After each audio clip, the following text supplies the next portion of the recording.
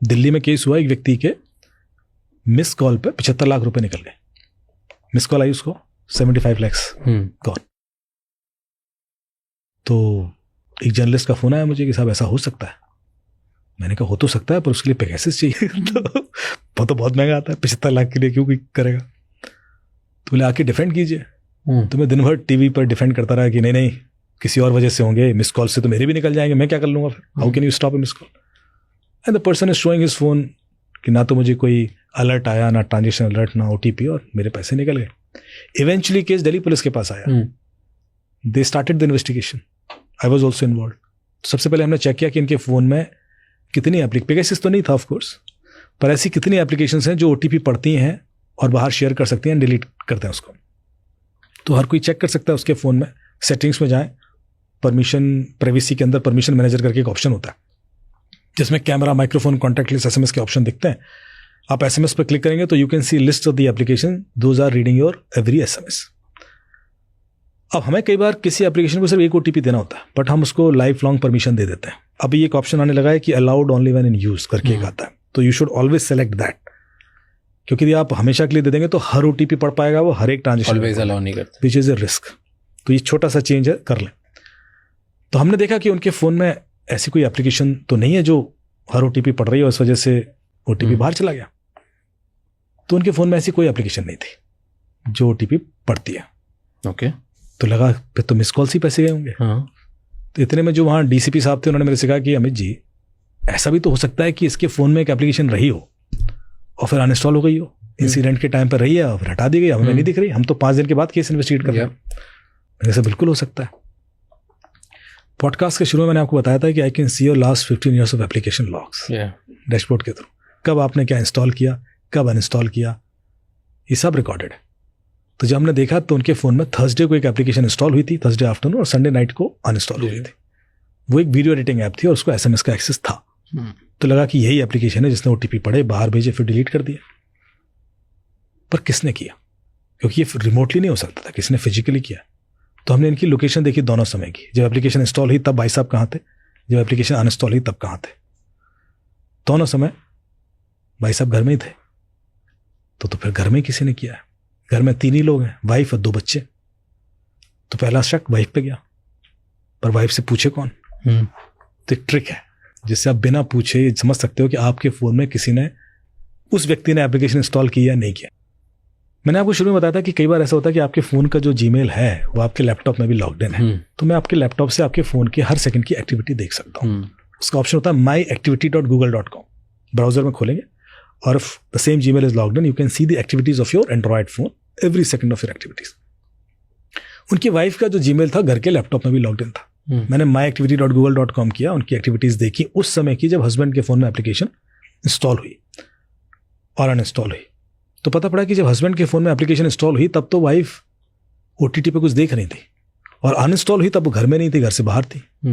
और हम एज्यूम करके चल रहे हैं इंस्टॉलेशन अनइंस्टॉलेशन एक ही व्यक्ति ने किया है। तो wife is out of the question. तो फिर किसने किया? बच्चों ने। एक और ट्रिक बता रहा हूँ। एक एप्लीकेशन आती है WTMP, who touched my phone. यदि वो अपने फ़ोन में इंस्टॉल कर लें और यहाँ रख दें, उससे भी मैंने कई केसेस सॉल्व किए, इसलिए बता रहा हूँ।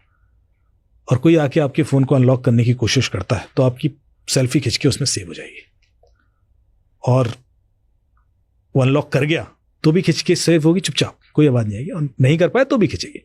यदि आप अनलॉक कर गए तो फिर आपने जो जो फ़ोन में किया उसका रिकॉर्ड बन जाएगा, उसका स्क्रीन रिकॉर्डिंग आपको मिल जाएगा, लॉग पूरा। तो वो एविडेंस होता है जिसको आप एज एन एविडेंस पेश कर सकते हो कोर्ट में कि देखो इस बंदे ने एक खुरापात किया। तो इस केस में तो हमने माई एक्टिविटी से देख लिया। तो दूसरा डाउट अब बच्चे पे गया। बच्चा एक 14 साल का, एक 10 साल का, उसको इंटरोगेट नहीं कर सकते। तो मैंने कहा कि घर में जितनी डिवाइसेस हैं ले आओ, हम देख लेते हैं कि कुछ गड़बड़ हुई है तो पता पड़ेगा। तो सारी डिवाइस ले आए, लैपटॉप, मोबाइल फ़ोन, टैबलेट्स। एक टैबलेट के अंदर एक एप्लीकेशन थी, इसका नाम है डिस्कॉर्ड। डिस्कॉर्ड आप तो हो गए डिस्कॉर्ड में, ये आपकी जनरेशन नहीं है तो फिर मैं सरप्राइज होता। तो आज की डेट में हर एक teenage kid is on Discord, every criminal is on Discord, और कई सारे पॉलिटिशियन भी डिस्कॉर्ड पर है। पर क्यों? ऐसी कौन सी चैट है जो व्हाट्सएप पे नहीं हो सकती, डिस्कॉर्ड पे हो सकती है? Because Discord gives you anonymity. Discord pay feature है कि आपका ना तो मोबाइल नंबर लिंक होगा ना email ID. When you create an account you get an hashtag Kirk5372 and with that hashtag you can communicate with the entire world without revealing your identity. Neither you would know the identity of other person. तो इनका जो बच्चा था 14 साल का, वो Discord पर एक लड़की से बात करता था. इसको लगता था कि वो लड़की है, हाँ पता वो क्रिमिनल ही था. उसने इसको एक लिंक भेजा कि अपने फादर के फोन में इंस्टॉल कर दो, तुम्हें 200 रोबक्स पॉइंट्स मिलेंगे. रोबक्स पॉइंट्स आप तो जानते ही होंगे. नहीं पता आपको? सो रोब्लॉक्स करके गेम है. ओके. जो कि मार्क जुकरबर्ग जो मेटावर्स बना रहा है, वो उसका फाउंडेशन रोब्लॉक्स है. It's a virtual world. Okay. जहाँ पे आप रियल वर्ल्ड वाली एक्टिविटीज भी कर सकते हैं. It's very interesting. बच्चे सारे खेलते हैं रोब्लॉक्स, फोर्टनाइट, ये सारे बड़े पॉपुलर गेम. ठीक है. उसमें जब आप एक लेवल पर जाते हो तो आपको करेंसी की जरूरत होती है टू परचेज थिंग्स. तो रोबक्स इज दैट करेंसी जो रोब्लॉक्स गेम में यूज होती है. 200 रोबक्स पॉइंट्स के लिए इस बच्चे ने वो लिंक अपने फादर के फोन में इंस्टॉल कर दी, फिर अनइंस्टॉल भी कर दी, क्योंकि उस लड़की ने कहा कि एक हफ्ते बाद दोबारा इंस्टॉल करोगे तो फिर से मिलेंगे. तो उसे अनइंस्टॉल कर दिया. अब उस जनरेशन के दिमाग में चीज बैठ गई है कि जब पहली बार कोई एप्लीकेशन इंस्टॉल करते हैं तो कुछ फ्री मिल जाता है. ओला उबर पहली राइड फ्री, जोमेटो पहला पिज्जा फ्री, कुछ तो देंगे क्योंकि वो तो नॉर्मल है. अब बस नॉर्मल सी के चक्कर में आप कुछ भी इंस्टॉल कर लेते हो, ये रिस्क है. रोबक्स जो करेंसी है वो फास्टेस्ट करेंसी है इस समय दुनिया की. इंडिया से हर साल 5 से 6 बिलियन डॉलर की मनी लॉन्ड्रिंग होती है रोबक्स से.